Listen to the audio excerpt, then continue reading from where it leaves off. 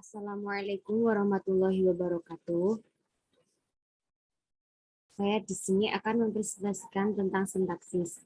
Sebelumnya perkenalkan, nama saya Luciana Fitriani, NIM 20203435. Pengertian sintaksis. Sintaksis adalah ilmu tata kalimat yang menguraikan hubungan antar unsur bahasa untuk membentuk sebuah kalimat, berhubungan dengan unsur bahasa lain yang ada keterkaitannya dengan unsur pembentuk kalimat. Menurut para ahli, Carney 2007 menyatakan bahwa sintaksis adalah studies of level of language that lies between words and the meaning of the sentence. Artinya, sintaksis merupakan ilmu bahasa yang mempelajari tentang kata dan makna ujaran dalam sebuah kalimat.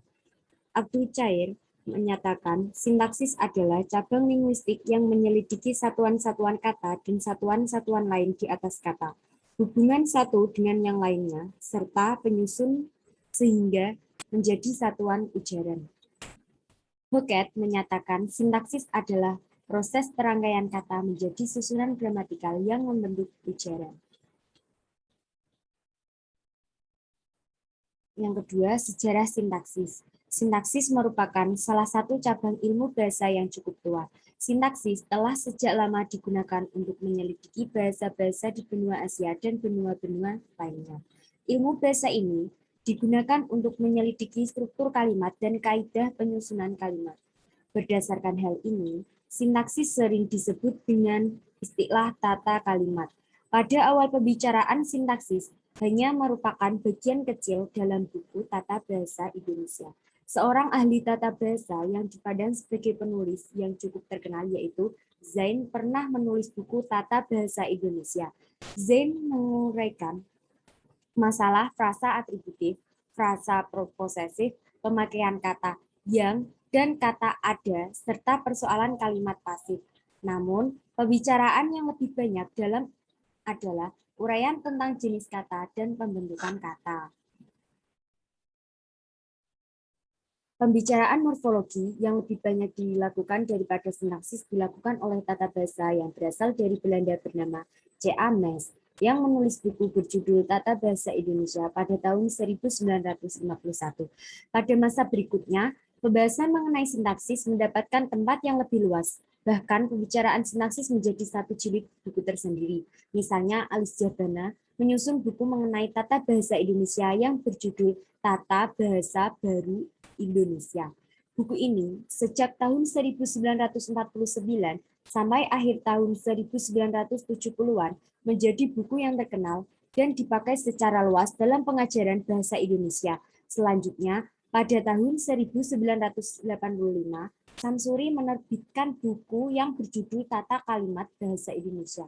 Dalam bukunya, Samsuri menjelaskan bahwa sebuah uraikan kalimat boleh terdiri atas struktur makna atau semantik yang dihubungkan dengan struktur ujaran. Kedudukan dan ruang lingkup sintaksis. Kedudukan sintaksis sebagai cabang ilmu bahasa.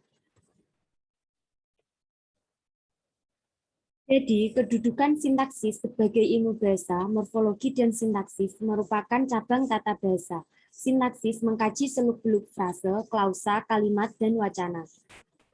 Dan morfologi mengkaji seluk-beluk struktur kata di dalam sintaksis. Kata diperlakukan sebagai satuan terbesar. Morfologi mengkaji bagaimana kata-kata itu dibentuk, sedangkan sintaksis mengkaji bagaimana kata-kata itu bergabung dalam membentuk satuan frase, klausa, dan kalimat. Ruang lingkup sintaksis merupakan ilmu yang mempelajari tentang prinsip dan peraturan pembuat kalimat. Selanjutnya, objek kajian sintaksis. Objek kajian sintaksis ini merupakan struktur internal kalimat. Di dalam sintaksis dikaji itu struktur frase, klausa, dan kalimat. Frase sendiri merupakan objek kajian sintaksis yang terkecil, serta kalimat sendiri merupakan objek kajian sintaksis yang terbesar. Berhubungan dengan frase dikaji struktur frase, unsur pembentuk frase, relasi antara unsur frase, proses pembentukan frase, serta jenis frase. Berhubungan dengan klausa, mengkaji struktur klausa, unsur pembentuk klausa, relasi antar klausa, proses pembentukan klausa, serta jenis klausa. Berhubungan dengan kalimat, mengkaji struktur kalimat, unsur pembentuk kalimat, relasi antar unsur kalimat, serta jenis kalimat. Terima kasih. Itulah yang dapat saya sampaikan. Apabila ada kekurangan, saya mohon maaf.